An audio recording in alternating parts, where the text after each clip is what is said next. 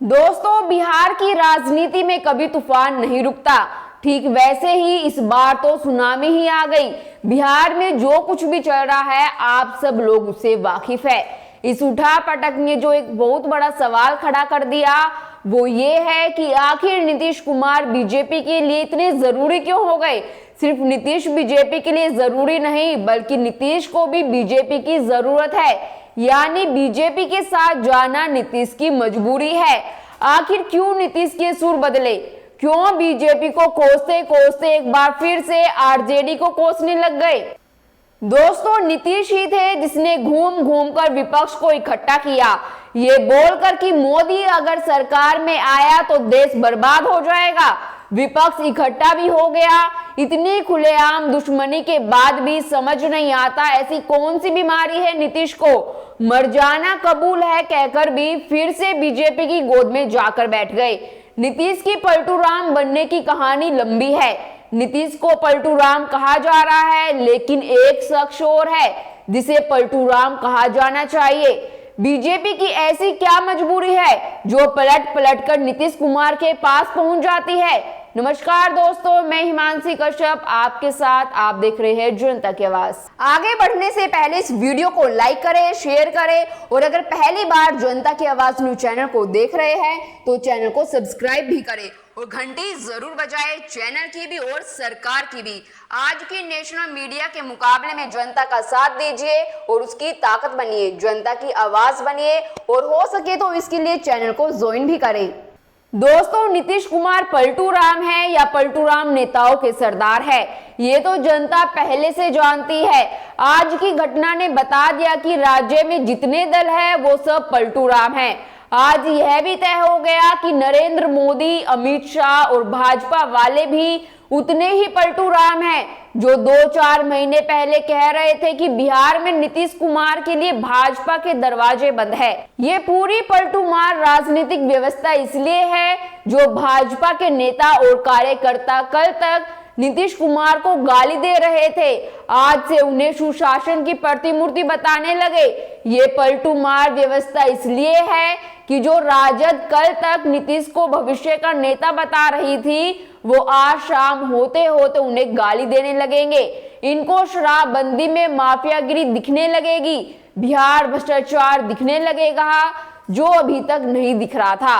अब दोस्तों, जो राम को लाए हैं वो पलटू राम, आया राम गया राम को भी तो लाएंगे। दोस्तों, नीतीश कुमार के पाला बदल लेने से विपक्षी दलों के बीच जो अराजकता और बेचैनी बढ़ी है उसके जिम्मेदार वे खुद है। बेशक नीतीश कुमार का पाला बदलना अनैतिक हो सकता है पर कांग्रेस की अगुवाई वाली इंडिया गठबंधन ने इसे होने दिया। विपक्षी एकता की पहल नीतीश ने ही की थी और अंत का प्रारंभ भी उन्होंने किया है। कांग्रेस अध्यक्ष मल्लिकार्जुन खड़गे चाहे जो आरोप लगाए मगर सच्चाई यह भी है कि विपक्षी गठबंधन इंडिया के बिहार में बिखराव के लिए राजद से ज्यादा कांग्रेस का शीर्ष नेतृत्व जिम्मेदार है। उसने प्रत्येक कदम पर जेडीयू समेत तमाम क्षेत्रीय दलों की अनदेखी की है।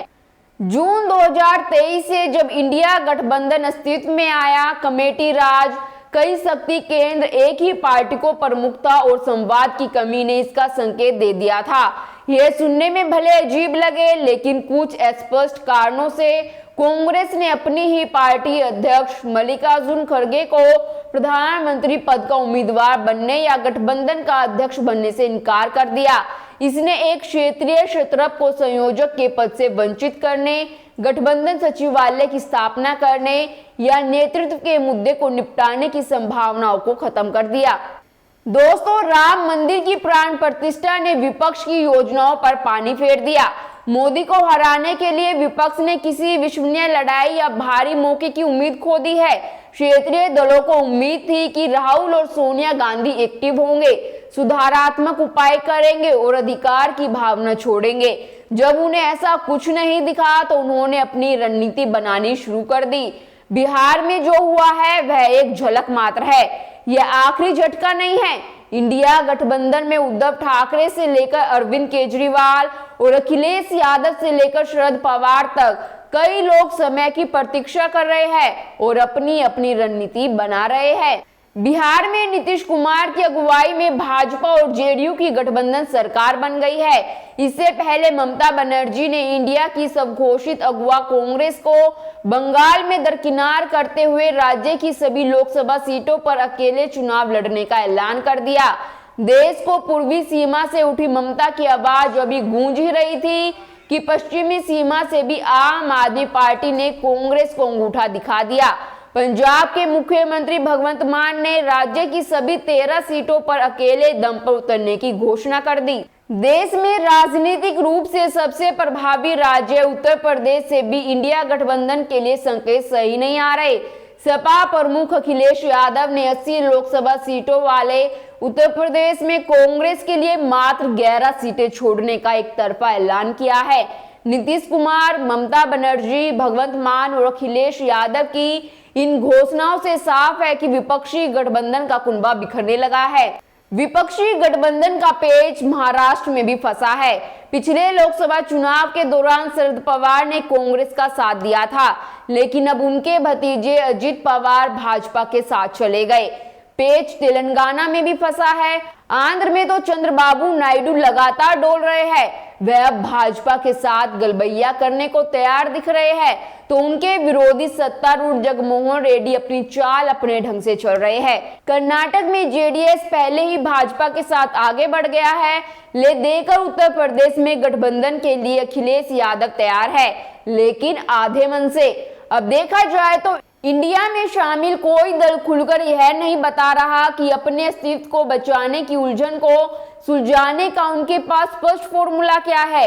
बिना फॉर्मूले के गठबंधन की गांठ को मजबूत बनाने की जितनी कोशिश कर रहे हैं, वह और कमजोर होती जा रही है। इस बिखराव के कारण माने जा रहे हैं कि अयोध्या में संपन्न रामलला की प्राण प्रतिष्ठा कार्यक्रम को जिस तरह पूरे देश के लोगों का समर्थन मिला, उससे विपक्षी खेमा घबराया हुआ है। उसे सूझ नहीं रहा कि मौजूदा राम लहर को वह कैसे थामे। वहीं गठबंधन के दलों के बीच अपने अपने गणतंत्र को बचाने रखने की भी पुरजोर लड़ाई जारी है। इस बीच मोदी सरकार ने पिछड़ों के बड़े नेता कर्पूरी ठाकुर को भारत रत्न देने का ऐलान करके पिछड़ों की राजनीति करने का दम भरने वाली की बुनियाद को जैसे हिला दिया। दोस्तों, कांग्रेस जातीय जनगणना की मांग को लोकसभा चुनाव में बड़ा मुद्दा बनाना चाहती है। कांग्रेस के इस रुख से क्षेत्रीय दल सतर्क हो गए हैं, क्योंकि वे भी मुख्य रूप से जातीय राजनीति के उभार की उपज है।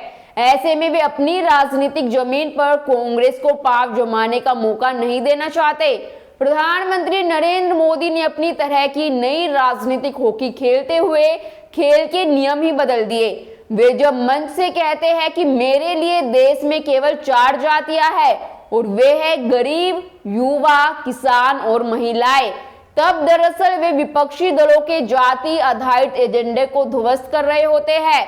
ऐसा करके वे दशकों से जाति आधारित राजनीति खेला रहे विपक्षी दलों से उनकी जमीन छीन लेते हैं और देश को एक सूत्र में बांधने का संकेत देते हैं। दोस्तों, दिलचस्प तो यह है कि बीते करीब 10 वर्षों में आए विभिन्न चुनाव परिणामों में जनता ने भी बता दिया कि उसे अब जाति विहीन राजनीति रास आ रही है। विपक्ष के तमाम दावों, एजेंडों, हथकंडों के बावजूद अब जनता में जातियों का जादू दिखाई नहीं देता। जनता जान चुकी है कि फ्रांस से आया राफेल विमान देश की रक्षा करते समय केवल ओबीसी या अति पिछड़ों की ही रक्षा नहीं करेगा, बल्कि पूरे देश के जन जन को रक्षण देगा।